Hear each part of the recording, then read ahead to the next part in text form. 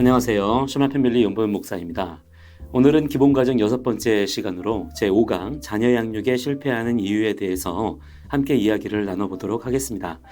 먼저 교재 48페이지에 있는 주제 말씀을 함께 읽어보도록 하겠습니다. 사사기 2장 10절 말씀입니다. 그 세대의 사람도 다 그 조상들에게로 돌아갔고 그 후에 일어난 다른 세대는 여호와를 알지 못하며 여호와께서 이스라엘을 위하여 행하신 일도 알지 못하였더라. 자, 여기서 다른 세대라고 하는 부분과 알지 못하며 알지 못하였더라 라고 하는 부분에 각각 마킹을 해보시기 바랍니다. 여기서 다른 세대라고 할 때 이 다르다라고 하는 것은 단순히 어떤 다양성으로서의 다름을 이야기하는 것이 아니라 히브리 원어로 아헤르라는 단어가 사용이 되었습니다. 이 뜻은요, 이상하다, 낯설다 이런 의미를 가지고 있는데요. 그런데 어떤 의미에서 그러면 이상하고 낯설다는 것이냐? 그 다음에 이어지는 말씀에서 그 내용이 나오고 있습니다. 여호와를 알지 못하며 여호와께서 이스라엘을 위하여 행하신 일도 알지 못하였더라. 자, 그들의 부모 세대, 즉 이스라엘의 출애굽 2세대를 말하는 것이죠. 그들은 광야 가운데서 구름기둥, 불기둥의 인도하심을 받으면서 성막에 거하시는 하나님을 섬기면서 살아왔고요. 그리고 가나안 족속들과의 전쟁에서도 오직 하나님의 능력으로 말도 안 되는 승리들을 거두면서 그 땅에 정착하게 되었습니다. 그런데 그 자녀들, 즉 3세대 이스라엘 백성들은 자기의 부모 세대에게 그러한 은혜와 능력을 베푸신 하나님에 대해서도 아는 바가 없고 또 하나님께서 자기 나라 백성들 가운데 어떤 일들을 행하셨는지도 알지 못했다고 기록을 하고 있는 것이죠. 자, 이 점이 그 전 세대와 비교했을 때 이상하고 낯설게 느껴지는 그들의 어떤 특징이었다는 거예요. 자, 그렇다면 여기서 그냥 그렇구나 하고 넘어갈 것이 아니라 한번 깊이 생각을 해봅시다. 왜 그들은 하나님을 알지도 못하고 하나님이 하신 일들도 알지 못하게 되었을까요? 그 이유는 바로 교육의 실패 때문입니다. 하나님께서는 2세대 이스라엘 백성들에게 가나안으로 들어가기 전에 분명히 명령하신 게 있었거든요. 그것은 뭐냐면 다음 세대에게 하나님의 살아계심과 하나님의 행하신 일들을 잘 가르쳐야 된다는 점이었어요. 그런데 계속되는 전쟁의 상황들과 가나안에 정착해서 살아가는 삶의 분주함 속에서 자녀들을 교육하는 일들을 삶의 우선순위에서 뒤로 미뤄둔 것이죠. 이것이 바로 오늘 말씀에서 나타난 다른 세대의 직접적인 원인이 되었다라고 하는 것입니다. 자, 우리가 이것을 통해서 무엇을 알 수 있느냐? 모든 문제 상황에는 그 문제에 대한 원인이 반드시 있다는 거예요. 그렇기 때문에 그 문제의 원인을 바르게 깨닫고 그것을 제대로 이해하고 분석하는 가운데 그것들을 제거하는 것만으로도 상당 부분의 자녀 문제를 우리가 해결할 수 있다는 것입니다. 오늘 그 내용을 구체적으로 다룰 건데요. 먼저 오늘 다룰 내용들 중에서 지금 우리 자녀들에게도 오늘 본문의 이 다른 세대, 하나님을 알지 못하고 하나님이 행하신 일들도 알지 못하는 그러한 세대의 특징들이 그대로 드러나고 있죠. 이 다른 세대의 특징을 크게 3가지로 표현해 보았는데요. 이것을 먼저 잠깐 언급하고 넘어가겠습니다. 첫째는 미운 3살, 둘째는 지긋지긋하게 말 안 듣는 7살, 셋째는 반항하는 10대입니다. 아마 여러분의 자녀들 가운데 이런 증상을 보이는 아이들이 있을 거예요. 미운 3살, 지긋지긋하게 말 안 듣는 7살, 반항하는 10대. 그런데 왜 우리 자녀가 이렇게 되었는지 한번 생각해 보신 적 있으십니까? 세상은 말합니다. 호르몬의 영향이라고. 다 그렇게 크는 거라고. 조금 지나면 괜찮아질 거래요. 그런 시기가 다 필요한 거래요. 그러니까 그냥 좀 기다려 주래요. 조금 반항해도 받아줄 줄 아는 여유가 우리 부모들에게 필요하대요. 자, 그렇다면 성경은 어떻게 이야기할까요? 성경에 나타난 믿음의 사람들의 삶 속에서는 이런 모습들, 미운 3살, 말 안 듣는 7살, 반항하는 10대의 모습들이 안 나타납니다. 오히려 이런 모습들은 하나님을 떠난 자들의 특징으로 그렇게 묘사가 되고 있어요.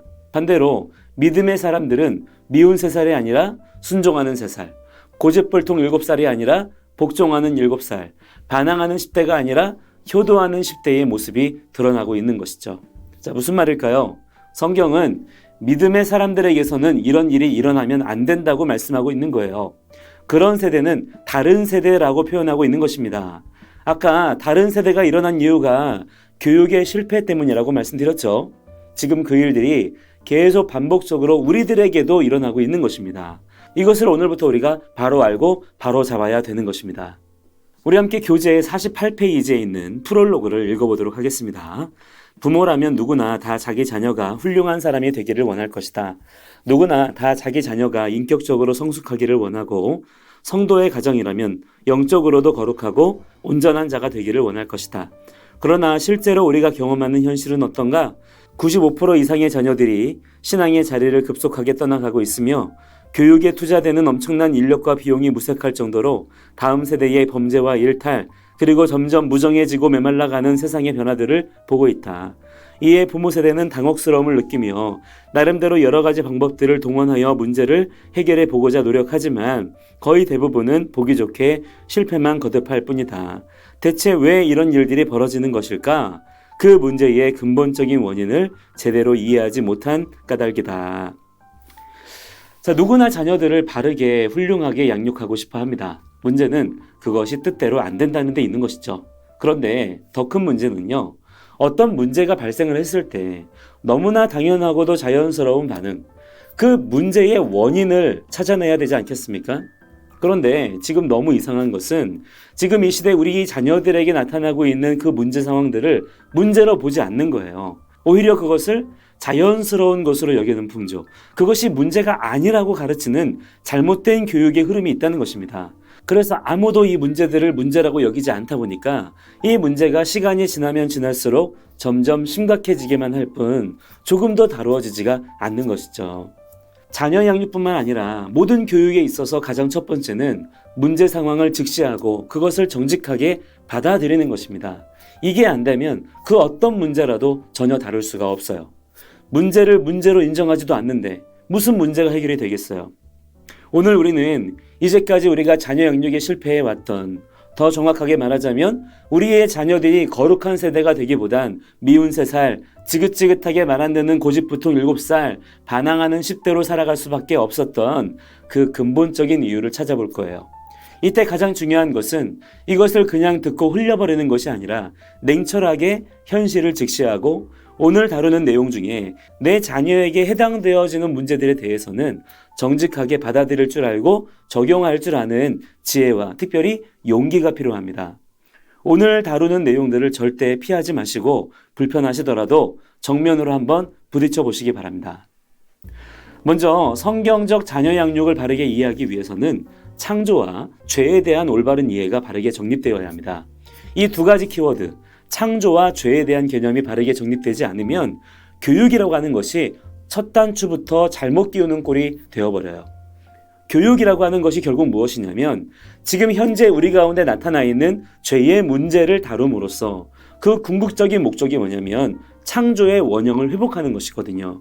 그런데 창조와 죄에 대한 개념이 모호하고 또 이것을 교육의 첫 출발점으로 이해하지 못하고 있다 보니까 교육이라고 하는 것이 지금 이 시대 가운데 전혀 엉뚱한 방향으로 흘러가고 있는 것입니다. 자, 먼저 창조에 대해서 잠깐 말씀을 드릴게요. 창조라고 하는 단어는 기본적으로 만들다라는 개념을 가지고 있고 또 우리 대부분도 그렇게만 이해하고 있습니다만 히브리어로 창조라고 사용되는 바라라는 단어를 살펴보시면 단순히 만들다라는 의미만 거기에 들어있는 것이 아니라 질서를 세우다라는 뜻도 함께 포함이 되어 있다는 것을 알 수 있습니다. 창조는 오직 하나님의 영역이고요. 그 창조를 통해서 세상 모든 것이 다 존재할 수 있게 되었는데 하나님께서 그 모든 것을 그저 만들어두기만 하신 것이 아니라 그 만드신 것들 안에 하나님의 질서를 세우셨다는 거예요. 자, 질문입니다. 그렇다면 왜 질서를 세우셔야 할까요? 왜 질서가 필요합니까? 그 답은 다스리시기 위해서입니다. 우리가 지난 2강 때 배우셨던 라하프 기억나시죠?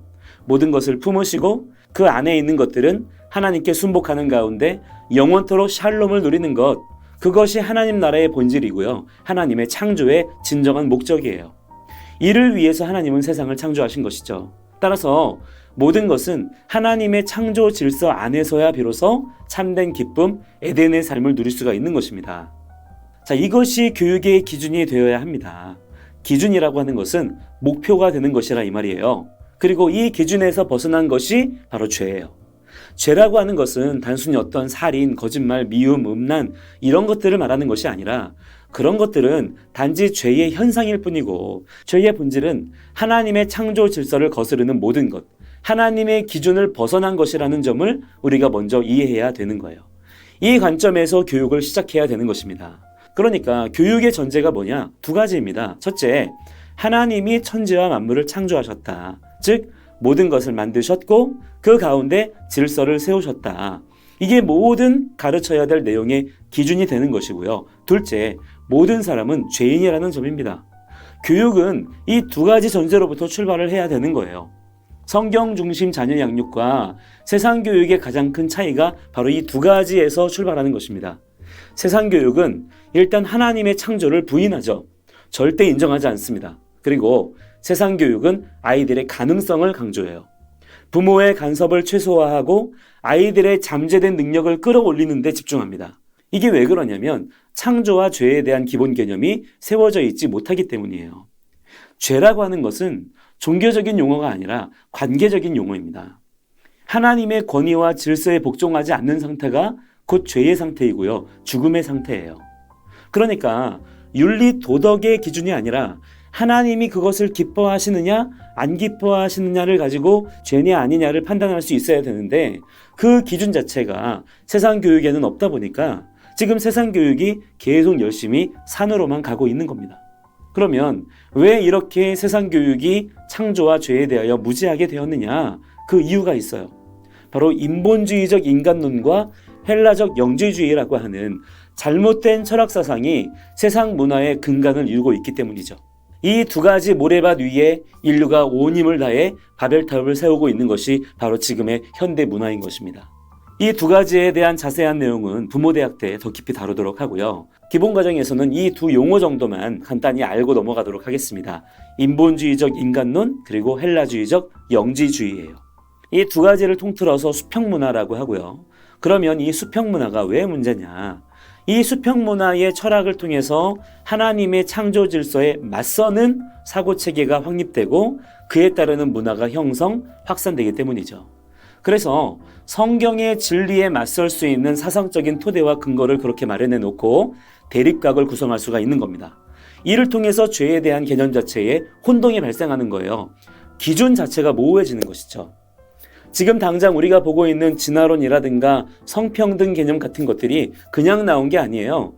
정확하게 성경의 개념에 대항하는 반대 개념으로 수립된 철학 사상이 뒷받침을 하고 있는 겁니다.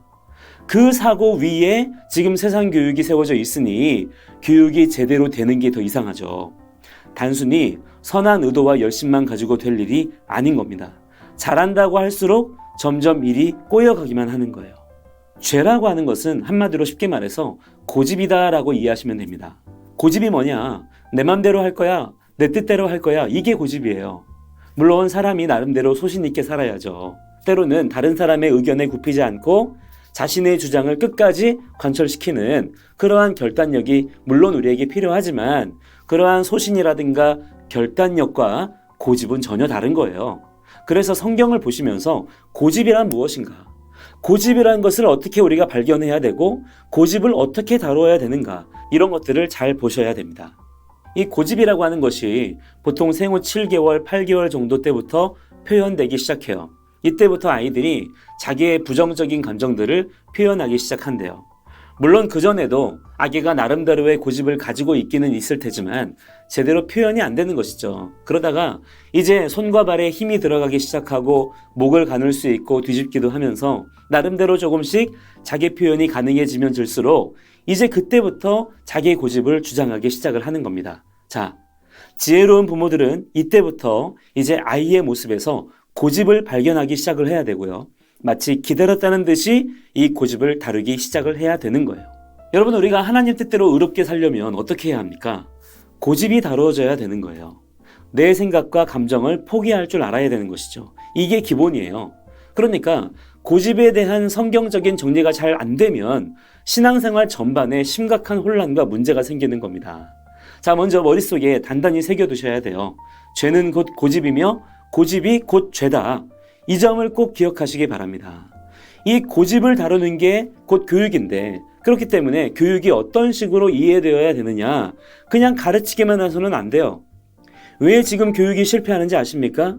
이 고집을 이해 못하니까 고집은 건들지도 않은 채 그냥 지식만 가르치는 거예요.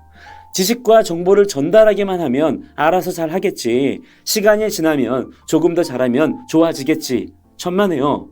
사람 안에 있는 고집이 얼마나 무서운 건지를 전혀 모르는 거예요.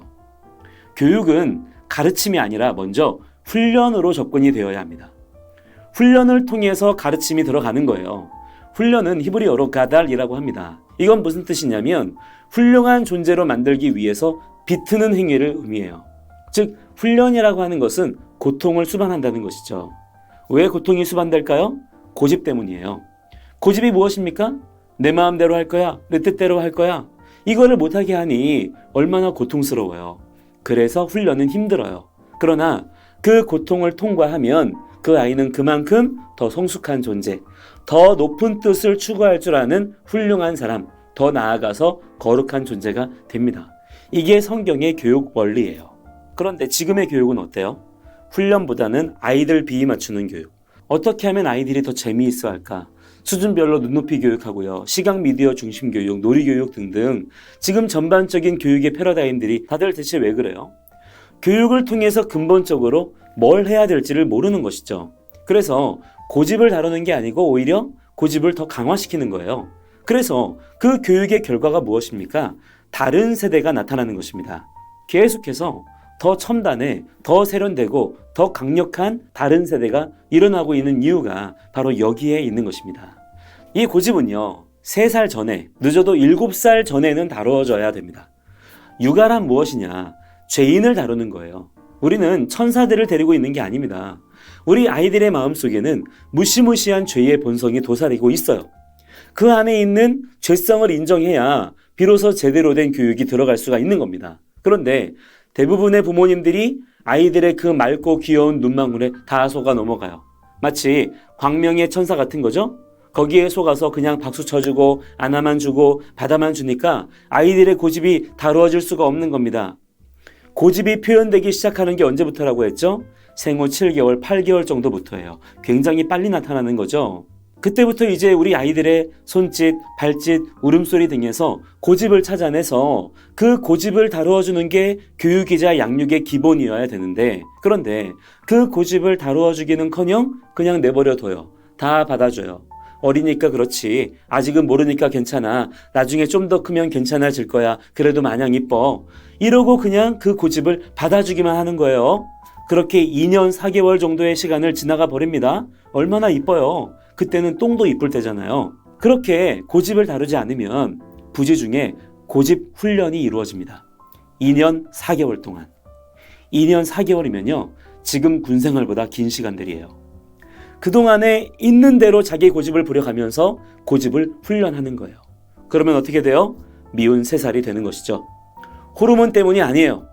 원래 그런 게 아니라 그 아이 안에 뭐가 들어있는지도 모르고 지금 이 아이가 무슨 생각으로 어떻게 살아가고 있는지도 모른 채 그냥 눈에 보이는 대로 콩깍지가 씌어서 혹은 세상의 인본주의적 교육관에 속아서 그냥 그 아이의 고집을 내버려 둔 것입니다. 그러면 미운 3살이 나오는 거예요. 더 정확하게 말하자면 그 부모가 그렇게 만든 것이죠. 자, 그렇게 미운 3살이 되었어요. 몰라서 그랬다고 쳐요. 또 잘 몰라서 서툴러서 그랬다고 쳐요. 그렇다고 아직 아이 인생 끝난 거 아니죠? 그렇다고 그 아이 인생 포기하실 거예요? 아니죠, 그렇죠?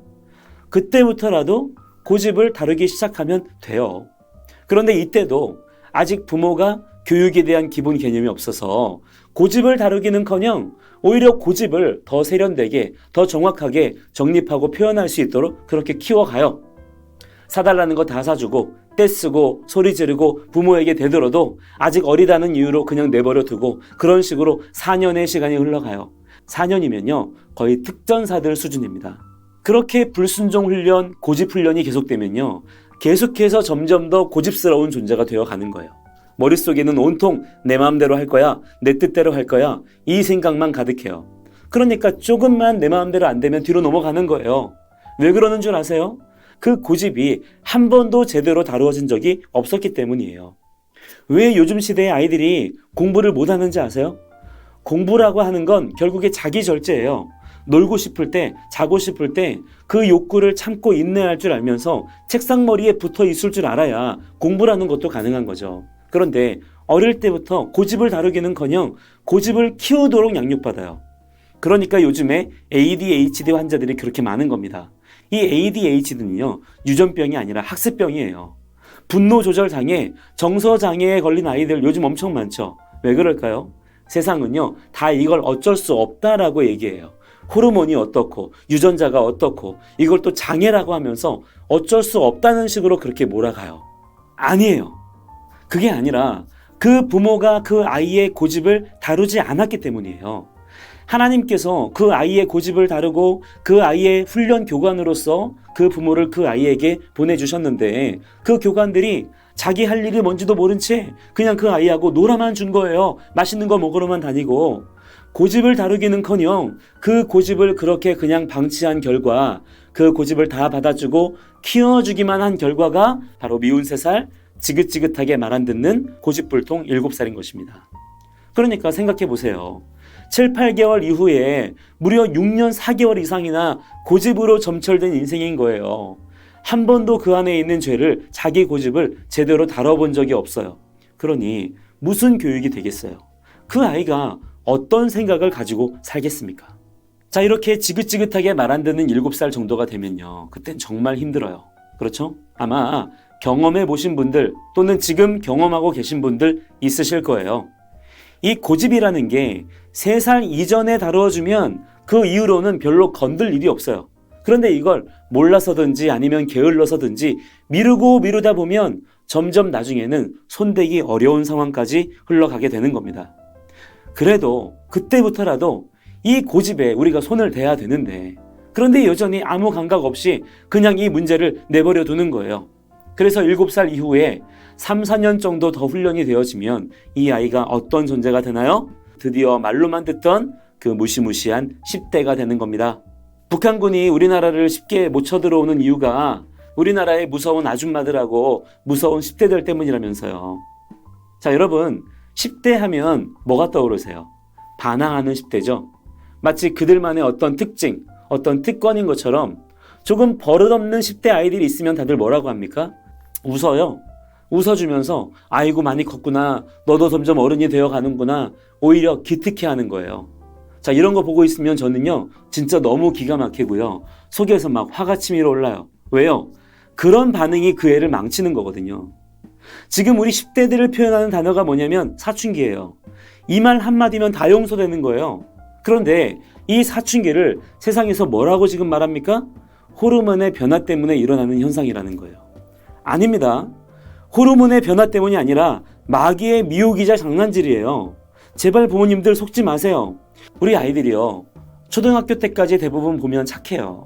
그래도 부모님 무서운 줄도 알고 어른들한테 인사도 잘하고 하는 아이들이 그래도 많아요. 그런데 이상하게도 이 아이들이 초등학교 졸업하고 중학교에 들어가잖아요. 이때부터 아이들이 뭔가 분위기가 이상해져요. 왜 그럴까요? 중학교 1학년 1학기 교과서에 보면 뭐가 나오냐면 사춘기에 대한 내용이 다루어져요. 사춘기를 배우면서 이때는 호르몬의 영향으로 사람이 자연스럽게 좀 이상해진다는 거예요. 그래서 이 시기를 뭐라고도 부르냐면 질풍노도의 시기, 청소년기, 반항기, 주변인 등과 같은 여러 가지 다양한 표현들로 그렇게 배우는 거예요.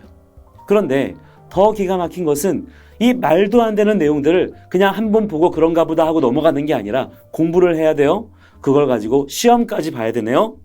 그러니까 중학교 1학년 교과서를 통해서 우리 아이들에게 어떤 생각이 정립되는 거냐면 사춘기 때는 질풍노도의 시기야. 그때는 반항해도 괜찮아. 그때는 좀 엉뚱해도 돼. 원래 다 그러고 사는 거야. 그러면서 크는 거야. 이런 무서운 불순종의 생각들을 시험이라고 하는 강력한 사고 형성의 틀을 가지고 아이들에게 무섭게 주입하고 있는 거예요. 그러면 어떻게 돼요? 그 전에 반항 안 하던 아이들, 착하던 아이들도 이러한 과정들을 통해서 내가 지금 반항해야 될 때네. 나는 좀 반항하는 게 약하네. 나는 왜 질풍노도가 안 되지? 분발해야 되겠다. 이런 생각을 하게 되는 거죠. 왜요? 그게 정상이라고 배웠으니까요. 그러니까 오히려 그때는 더 반항적이고 더 불순종하는 아이들이 괜히 멋있어 보이고 그런 아이들이 그 아이들 또래의 리더가 되는 현상들이 발생을 하는 겁니다. 그러나 여러분, 그게 정말로 사실이라면 정말 그게 호르몬의 영향이라면 그러면 그 나이대의 모든 아이들에게서 다 질풍노도의 시기, 반항기 이런 모습들이 관찰되어야 되잖아요. 그런데 정통파 유대인 가정의 아이들, 그리고 청교도 가정의 아이들, 그리고 우리 옛 선조들의 삶만 보더라도 그렇지 않은 아이들이 너무 많은 거예요. 왜 그럴까요? 호르몬의 영향 때문이 아니라 교육의 영향으로 만들어진 사고체계가 그러한 행동 양식을 불러일으킨 것일 뿐이기 때문입니다. 그렇다면 왜 그런 내용들이 교과서에까지 버젓이 실리게 되었을까요? 어떤 내용이 교과서에 실리려면 그 내용이 사실로 입증되어야 돼요. 그리고 어떤 내용이 사실로 입증이 되려면 반드시 임상실험이라는 단계를 거쳐야 됩니다. 그러면 이 경우에는 어떤 식의 임상실험이 진행되었을까요? 임상실험은요, 일단 무작위로 샘플을 채취해야 돼요. 그리고 그 무작위로 채취된 샘플들에게서 나타나는 공통점을 찾고 그것을 연구하는 것이죠. 그게 임상실험이에요.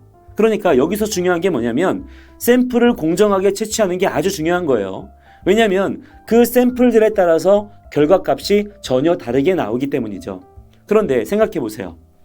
청소년 연구가들이 나름대로 임상실험을 하려고 샘플들을 무작위로 채취를 했는데 그 샘플들 어디에서 모았을까요?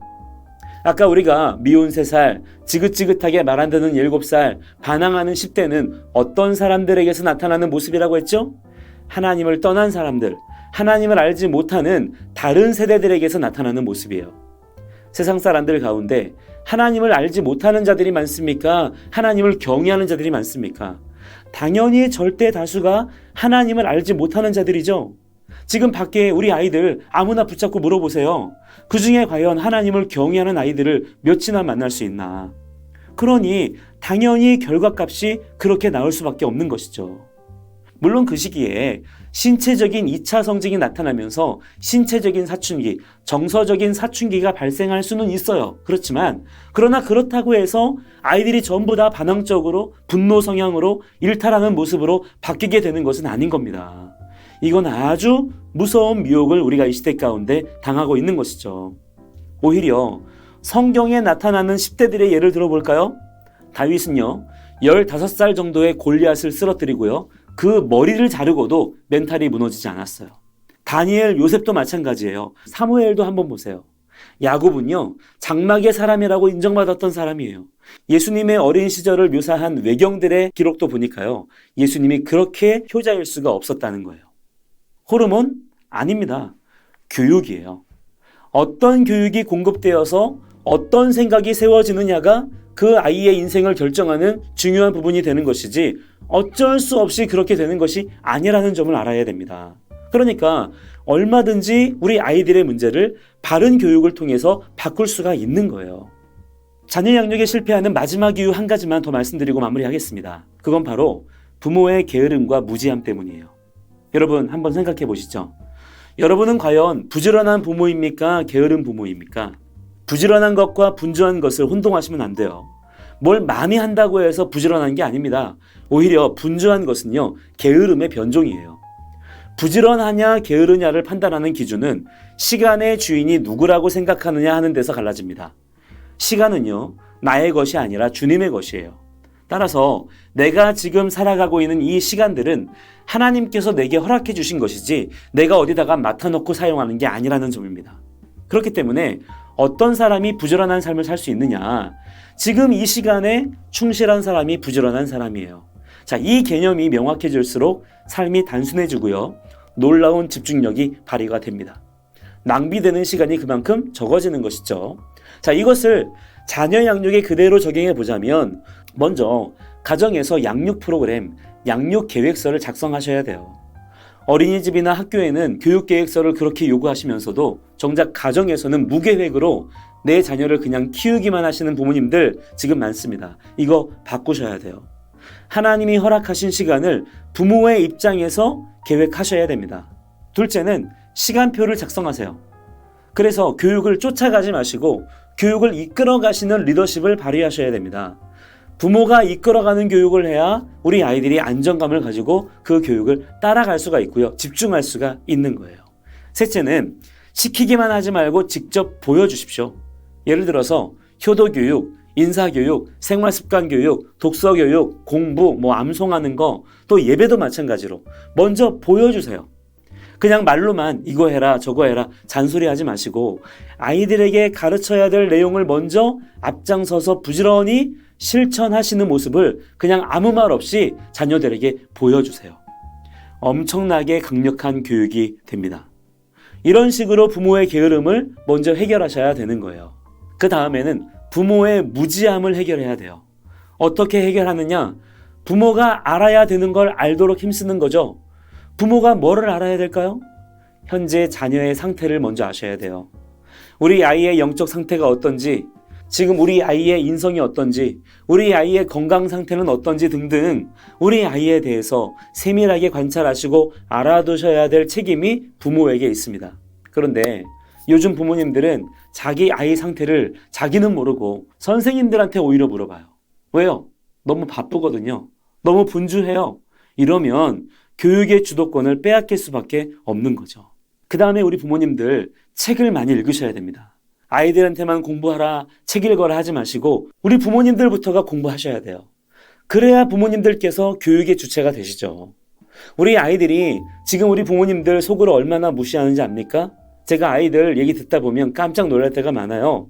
자기 부모님은 아무것도 모른다는 거예요. 자기에게 아무 도움도 줄 수 없대요. 그런데 실제로 정말 그래요. 왜 그럴까요? 부모님들이 공부 안 해요.